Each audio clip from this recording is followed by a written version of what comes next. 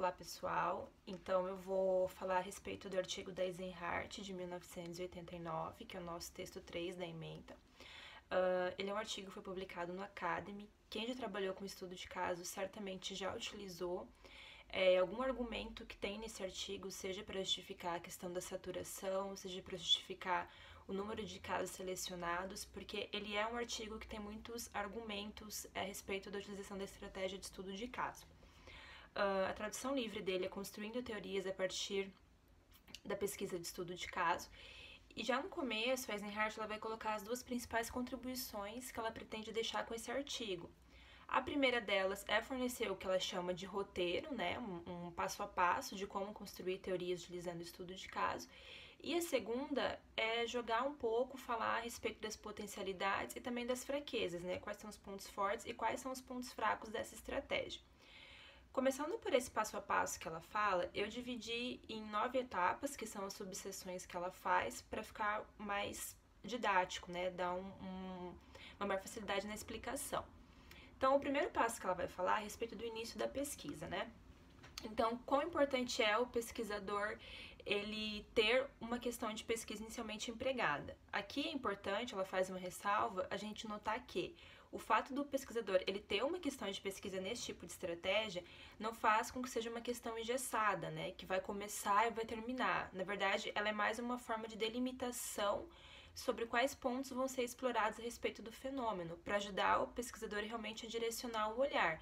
Entretanto, essa pesquisa ela pode e ela vai ser modificada ao decorrer do estudo conforme o fenômeno se desenvolve, né, conforme esse fenômeno é observado. O segundo ponto que ela vai colocar é a respeito da seleção dos casos. Dentro da pesquisa de estudo de caso, para construir a teoria, os casos eles são selecionados tendo em vista o que ela chama de amostragem teórica, ou seja, não é amostragem estatística. A intenção não é escolher um caso que, por exemplo, possibilite que os resultados, né, a teoria emergente, seja generalizada para todos os casos existentes. Não.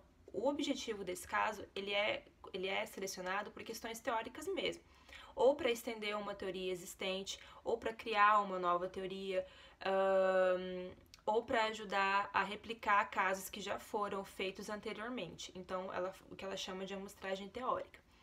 Indo para a parte de instrumentos e dados, ela vai falar a respeito de pontos principais que são a triangulação, né? Então, todo mundo que já trabalhou com estudo de caso entende a importância que tem a triangulação. O que é a triangulação? É você ter várias fontes de evidências que vão te ajudar a convergir para um ponto em comum dentro daquele caso.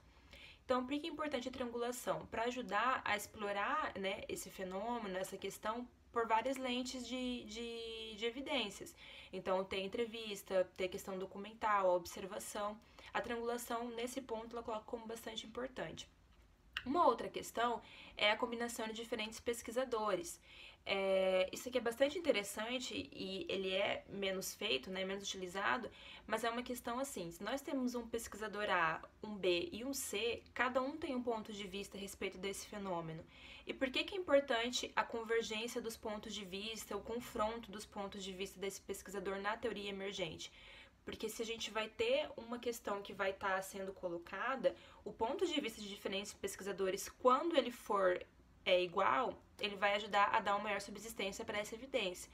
Se forem pontos de vista divergentes, ele vai incitar a discussão para que a partir daí as coisas se alinhem melhor às evidências, né? Então ela coloca essa questão da importância de ter vários pesquisadores trabalhando acerca do mesmo fenômeno. Depois ela fala sobre a entrada no campo. Na pesquisa qualitativa, a gente sabe que o pesquisador ele tem um pouco mais de liberdade e maleabilidade para fazer ajustes durante o processo de pesquisa.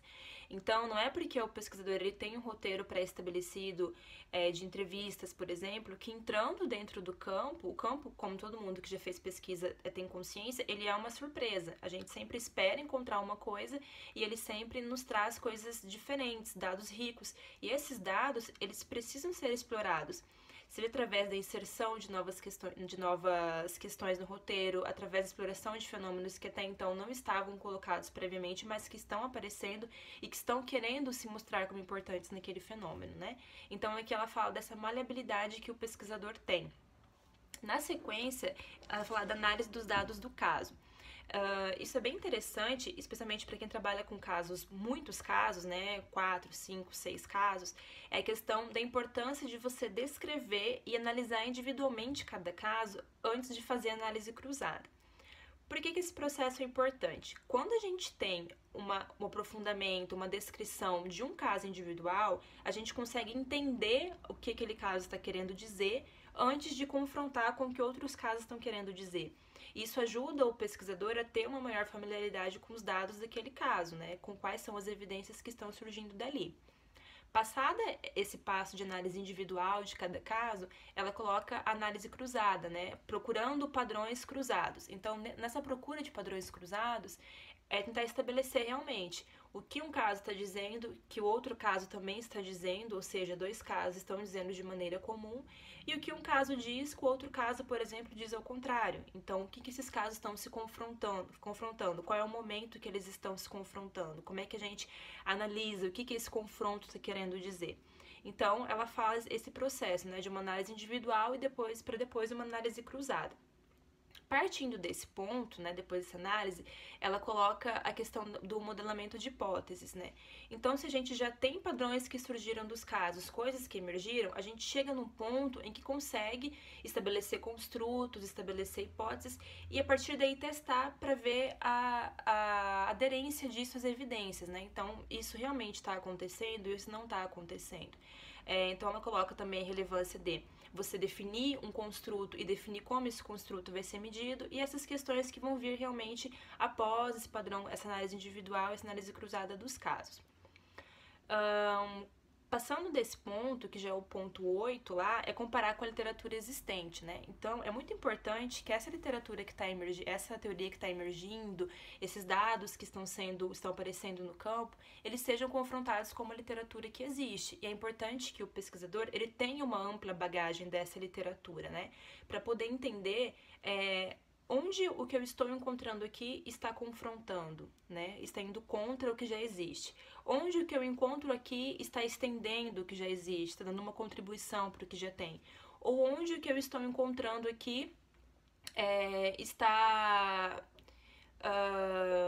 confrontando, estendendo, ou também está dizendo uma coisa diferente, ou está só sustentando.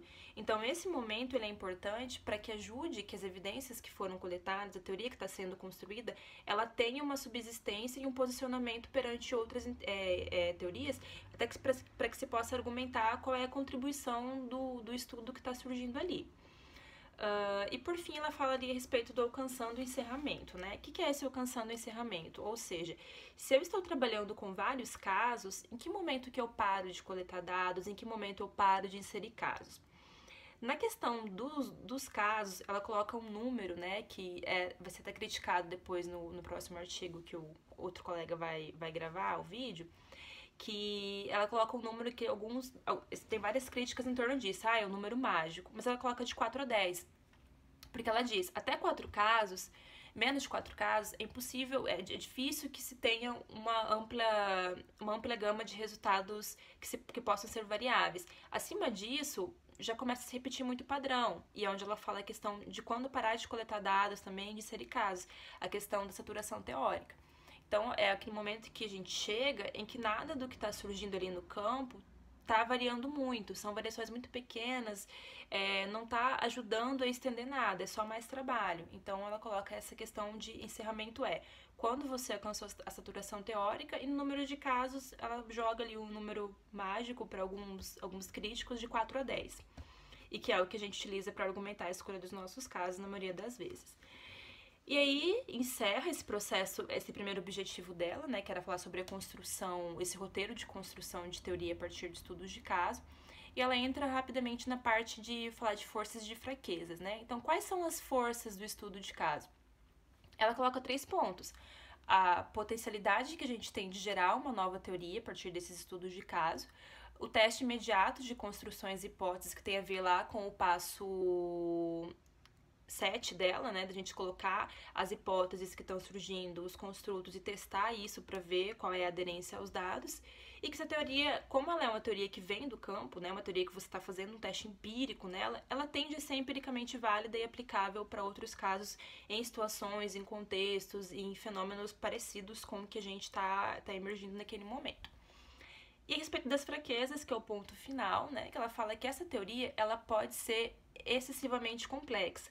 Então, à medida em que a gente tem muitos dados, uma potencialidade muito rica de coisas para falar, e a gente quer falar tudo que a gente coletou, a gente acaba muitas vezes inserindo coisas demais na teoria e deixando ela muito complexa. Então, quem vai ler quer saber da teoria, muitas vezes não quer saber de todos os casos. E essa teoria ela tem que ser legível, né? Ela tem que ter uma linguagem fácil, embora para um público específico, mas uma linguagem acessível para que ela seja realmente capaz de ser entendida. E por fim, que ela pode ser muito estreita, né? Ou seja, muito focada naquele fenômeno, naquele contexto. E aí, essa pode também ser uma fraqueza do estudo de caso. Então, acho que é isso que eu tinha para falar. Espero que tenha ficado claro, né? Para tentar resumir o artigo aí. E é isso, gente. Muito obrigada.